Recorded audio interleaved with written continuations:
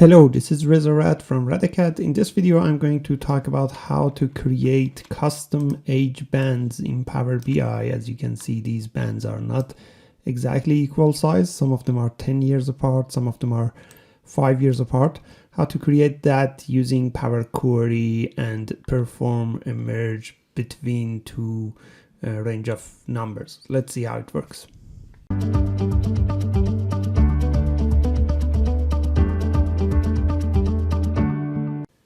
Before explaining about this age banding, there are other options to do this. One option is that you can go to an age column you have in the table and use the grouping here, which will create something we call it binning.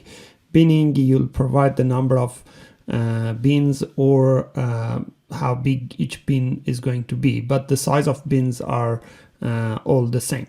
But let's say, for example, you want this to be different. One approach is that you can go and create a age band table, like this table. As you can see, in this table, I have different age bands. I have the start and end for each age band, and also I have a sort order. This is a column that I use to sort this column based on that later on. And my sample data column is like this. I have a group of, let's say, employee with different age, and I don't have this age band in here. I want to use that approach to find the age band. If you have age bands like that in a table, ideally you want to connect these two tables, but you cannot connect that based on two fields of start and end. When you create relationship, your relationship should connect to one field. You cannot say age to be between all start to end.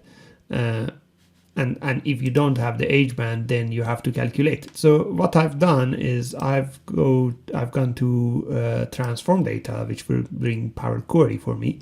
In the transform data, what I have done is a bunch of steps. First, I've created a reference from age band. What I'm going to perform is something we call merge between two numbers in Power Query. I'm going to create a reference from this query, which is like this. The reason for reference is that I want to change the structure of this table. Instead of having multiple ages in one row, I want to have one row per age, something like this. This is my outcome. So because I'm changing the structure, I would create a reference from that. So when I create a reference, I just rename it to age band expanded. I make sure that this reference is not loading in Power BI. I disable the load. It is very important. I explained about that in another video, why it is important to do that. And then once I have done that, what I will do here is that I will go through a bunch of steps to create this expanded process. In Power Query, you can create a list using a structure like this. Your structure can be something like this. I can say, for example, list from 1 to 5. This would create a list of items 1 to 5. Now I can use the same approach to create a list from start to end using add column, custom column. And then my custom column looks like this. I have created already the custom column here. As you can see, from start to end, and I have these curly brackets. Curly brackets are showing that this is a list, and these two dots means from this to this. Add one at each step. If your column names are different from start and end, you just put those column names here. And this is the column that the generated output would be named.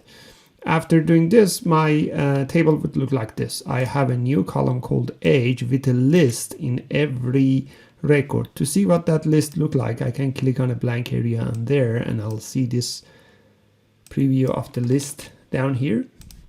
So here it shows that this list is actually a list of items from 21 to 25. If I click on another list, this is from 31 to 35. So I've managed to create that list. After doing this, I'll just click on here to expand it to new rows using this expand button. After doing that, my table would look like this, basically. And I've of course change the data type to be a numeric data type. So my table from that structure, which had multiple ages in one row, is now changed to have one age in each row. For example, here you can see that this is a group of all age between 1 to 10. This is a group of all age between 11 to 20, and go on.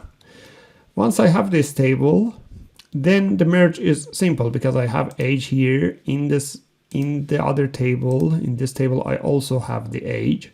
So I can use this age and merge it with that. In this table, I'll go to Home tab using merge queries. Using merge queries, I merge this because I've already done that. I just click on that step.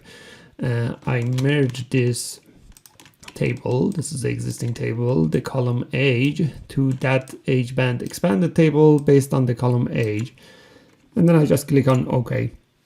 This would simply just merge them together, will provide a table which would have the age band details of that. Then what I do is I just expand this. I don't need all age band columns because what I'm going to do is just to load it into Power BI and then create a relationship. All I need is just the key column from there. Let's say age band is the key column.